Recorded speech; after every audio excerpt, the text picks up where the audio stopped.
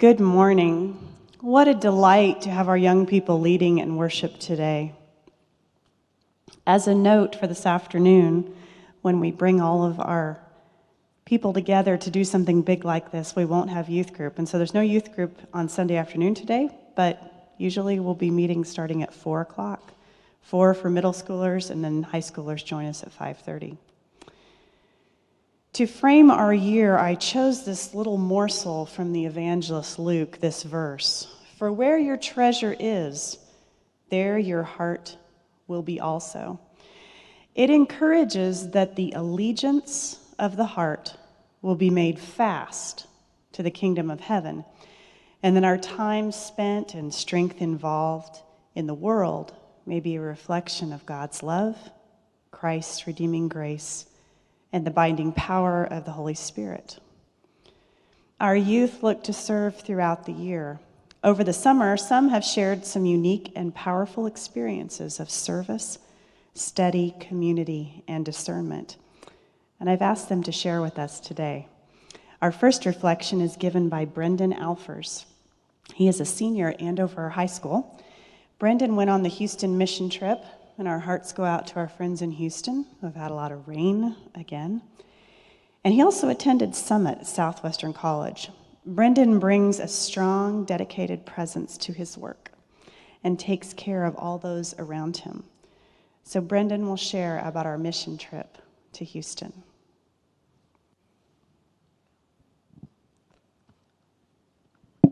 So this was my 5th mission trip, and it was one of the most impactful and challenging ones so far. Hurricane Harvey struck in 2017, and when we went this summer, the woman we helped had just moved back into her house a few months ago. They lived in an apartment for a year and a half, just waiting for her house to be ready. Her backyard flooded when it rained, so we had to dig a French drain across her backyard to the edge of the fence. And then we had to dig it over a foot deep and a foot wide for 25 to 30 feet across her yard, and then 10 feet on both sides, going deeper to keep water from sitting. But when you factor in the elements, it gets even more difficult. The weather felt like it was in the upper hundreds, even though it was probably in the 90s, and the humidity was the worst part. As we know in Kansas, the humidity is awful, but down in Houston and in the middle of the summer, it's even worse. We took lots of water breaks throughout the day to keep from overheating. There were thick roots to dig through, and the ground was very hard. On one side of the yard, we reached a gas line and couldn't go any further. On the other side, we reached a cable line and had to dig carefully to keep from hitting it. After the drain was done, we got to talk to the homeowner for a bit, and she told us all about when the hurricane hit. She showed us pictures of how high the water got, and even though lots of her stuff was ruined, she was still more fortunate than others. On the last day, we took a little trip to the beach. We woke up super early and headed to Galveston. Near the beach, we found McDonald's and got some food, and then we went to the beach. When we made it, we all formed a big circle, held hands, and prayed. It was such an amazing experience to watch the sunrise on the beach with the youth group. There was God's beauty and love all around. It was such a bonding moment for us all, and I feel much closer to lots of the people in our youth group than I did before. All the leaders and even the other youth were so caring, loving, and supportive of each other. It helped me to see how to be a part of God's kingdom towards the less fortunate and even towards people who have it more fortunate. I think that the main reason God sent me on this mission trip is to show me that it's not about furthering your pride and glory. It's about spreading God's love and glory. I am so grateful I was blessed with the opportunity to go on this mission trip and serve people and bond with other youth.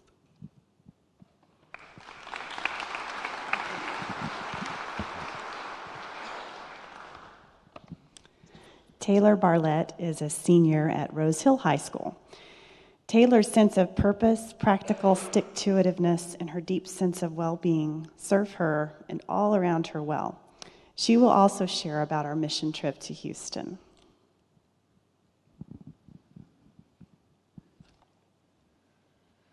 Okay, to start off, I have to be honest. In the days leading up to the departure, I had just got back from a trip to Europe. I hadn't seen my friends and family in a long time, and I really didn't want to leave again. I was nervous because I didn't know the new youth director and really didn't even know many people going on the trip. I was not excited to go, and I even asked my older sister if I could borrow her noise-canceling headphones for the ride down there. Over the course of the trip, my attitude quickly changed. The leaders that came were incredibly welcoming and supportive, and the other youth were awesome too. While we were there, my group worked in a house that was completely gutted on the inside with nothing but studs and some drywall on the ceiling. Our job was to hang drywall on all of the walls in the 2 days we spent there. We also spent time at a food pantry, a homeless shelter where my group helped make fruit salad for 2 hours, Houston Food Bank, and Habitat for Humanity doing yard work over the remaining 2 service days. When we weren't doing service, we spent time together at a church where we were staying for the week. We had lessons and devotions along with a bedtime story every night and family group time. I had the crazy new youth director as the mom of my family, so it was awesome to get to know her and my brothers, Alex and Ethan.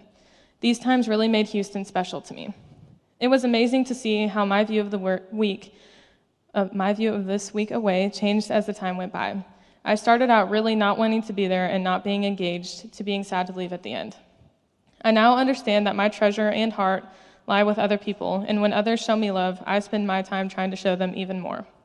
The adults participating really showed me what it's like to live in the kingdom of God. Pastor Ben spent the whole time making sure Taylor was comfy, and all of the moms of the group made me feel welcome and loved, even at my worst, which is the morning. I now know that I have a whole support system with me right here at Chapel Hill that will show me how to live like God and for God. Thank you.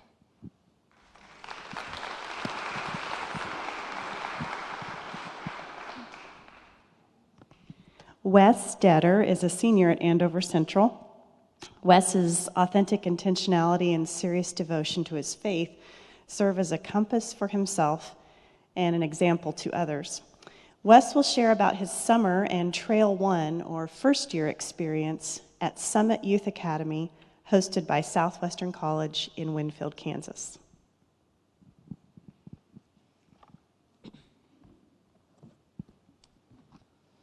Okay, so first of all, I'd like to start this message off by quoting our wonderful pastor, Jeff Gannon. I'm going to try to use only the time I'm given for this message so I don't waste everyone's time. Well, we all know how that usually ends up. On a serious note, though, this summer changed my faith journey and my life completely. Before I went to Camp Summit, if I'm being honest, I don't feel like I had a good connection with God or my faith. I knew I believed in God, I just didn't know how to believe in Him. I hate how bad this sounds, but I only went to church when it was convenient and wasn't fully trying to live a Christian life. My brother Nick recommended my attendance at camp for the second year in a row, and after I denied my invitation my junior year, I accepted it my senior year. I didn't know what it was, and I didn't know why I said yes, because I was actually nervous to leave all my family and friends for a week to go and spend a week at a camp where I essentially knew no one. Little did I know this was God's plan, and at this camp I'd make memories, relationships, and a connection with God that will last a lifetime. The first night at camp, we had our first service on a hill at Camp Horizon. The view was like no other view I've had while worshiping God. In that moment, I felt a connection with my faith that I hadn't felt in a long time. Luckily, this was just a start to the best week of my life. Throughout the week, we had some serious activities, whether it be a poverty simulation or learning about prevenient grace, along with some loose activities ranging from a kickball tournament to a Christmas party in July. One of the main focuses during the week was to discern God's call. And if there's one thing I could take away from the week, it'd be to just be open to hearing and looking for God's call. I know we could all apply that to our life. Lastly, I'd like to thank the church and every member of the congregation for everything you do. Without your donations and time, things like this wouldn't be possible, and I wouldn't have had the experience that I did. I can't wait for what my spiritual journey has in store for me, and I already have plans of joining the worship team here and being more involved in my school's youth group and the church's youth program. If you take nothing else away from what I've said, I want you to remember to be open with God. Be open to Him about your life, and be open to Him changing your life. Because I promise, like He did mine, He can with yours too. Thank you.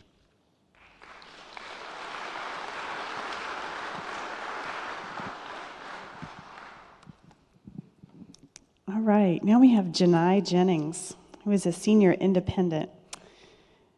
Janai's serious sense of calling to understand justice and mercy and how to share these in the world is strong. Brooker Jennings, that's the favorite brother of Janai, right there, gave a reflection at closing worship of Summit. Now Janai will share about her Trail 2, or second year experience at Summit Youth Academy.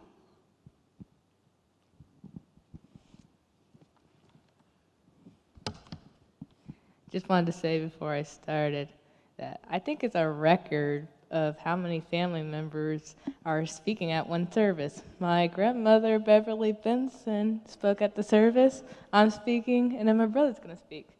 So, anyway, so Summit was even more impactful for me this year than it was last year. There are only a few Trail 1 disciples who did not return for the second year. Those who are more committed return for Trail 2, and are the ones who are hungry for a deeper knowledge and understanding in a relationship with God. Trail 2 attends many of the same classes as Trail 1, but we dive deeper into the understanding of God and how to build a relationship with Him. This year's theme was about discovering different ways to pray. Praying is a very intimate relationship with God. I have discovered not everyone prays the same way, and there are different ways for people to pray.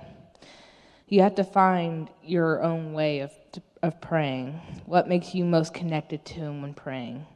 Like with me, for me, praying is more through music. I know some of the congregation remembers Lacey, who used to lead our praise worship music here. I was very blessed to have the opportunity to see her again. Her music always spoke to me.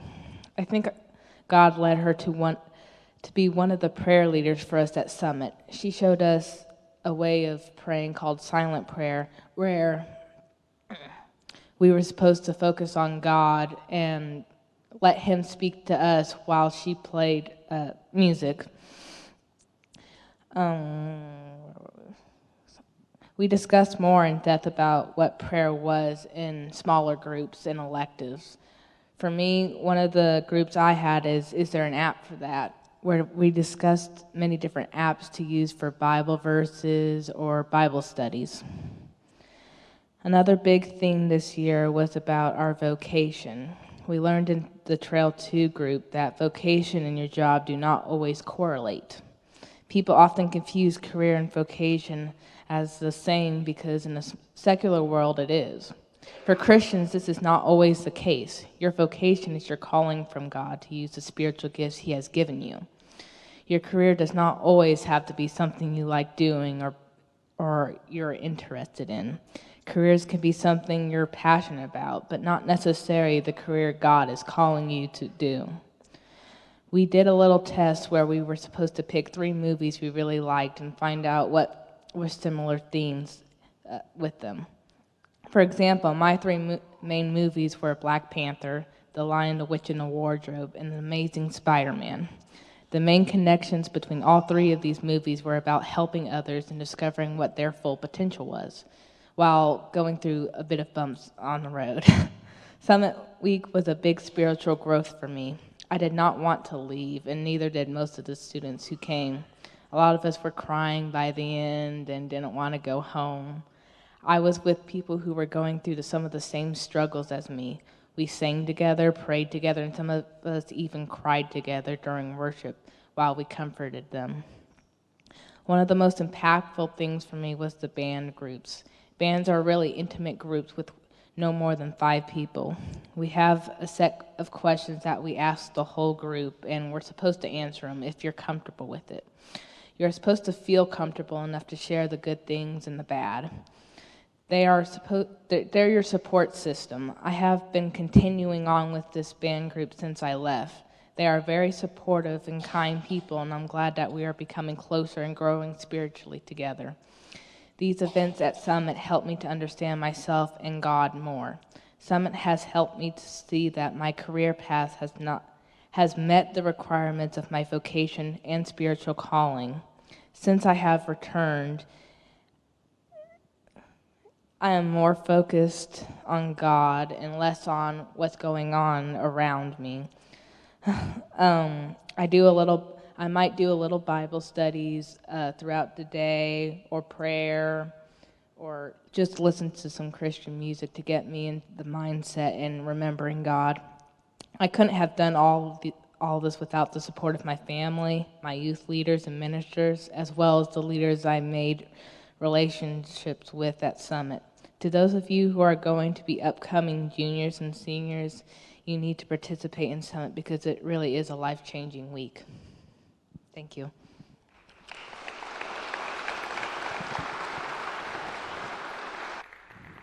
So, Janai, why don't you tell the congregation why Brooker is your favorite brother? Because he's my only brother. Well, these 4 young people who shared are amazing, aren't they? They deserve our applause. We're grateful. And Heidi, I want to invite you to come up here. You're doing such an excellent job with our youth. We're so grateful to you. And I just have been aware that not everybody knows what Summit is. Can you share a little bit about that? I mean, they heard what they do, but what's the vision behind it? It's on. The vision actually was Reverend Wendy Moeller-Seib's vision, a week where incoming juniors and seniors come together and they live at Southwestern and they worship and they pray, and it's a time to hear God's call. So they get to study electives with professors from around the country, people that might be influential in considering vocation, considering calling, and they also spend the entire week together. They live there and develop this amazing community of faith. So it's just a very sacred time. Yeah, and you were the chapel speaker at the close? Yes, I was a covenant pastor and recreation leader, and then I had the privilege of preaching at the final worship service. And what did you say there without repeating the whole sermon? I mean, Lots of things. I mean, we don't really have time. It was good. I heard a lot of people comment about it. So we're grateful. Let's give thanks and praise to God by our applause and saying thank you to Heidi and the youth.